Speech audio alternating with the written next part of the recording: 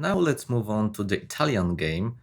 After e4, e5, knight f3, and knight c6, probably the most natural move is bishop c4, and this is the Italian, one of the oldest openings in chess. So certainly the bishop looks just very good here, attacking this f7 square, which is vulnerable, and yeah, it has been played for many years, and still today it's been played on the very top level. So we have to take it very seriously. And now we recommend bishop c5. Well, there is also knight f6, which is objectively fine, but after knight g5, well, it's just another story. We just don't want to go into this, but this is, of course, playable.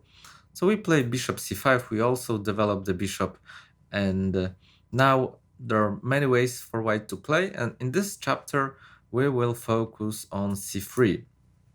So this is Giuoco Piano. We'll focus on c3 with d4. So Giuoco Piano means the slow game. I'm not so sure if it's so slow, but anyway, this is the old way of playing, and yeah, objectively it doesn't pose too much problems, but you need to know, you need to know some theory, and well, from time to time white comes up with some fresh idea. So yeah, uh, this is still played nowadays. And knight f6 is a move. So we are just developing and hitting the pawn on e4. Now this d4. So as I said, this is the old way of playing the Italian.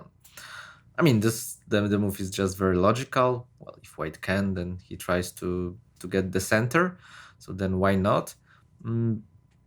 But yeah, after e takes d4, well, white can of course recapture. But before looking at recapturing, let's first have a look at e5, which is quite a modern treatment of this d4 line.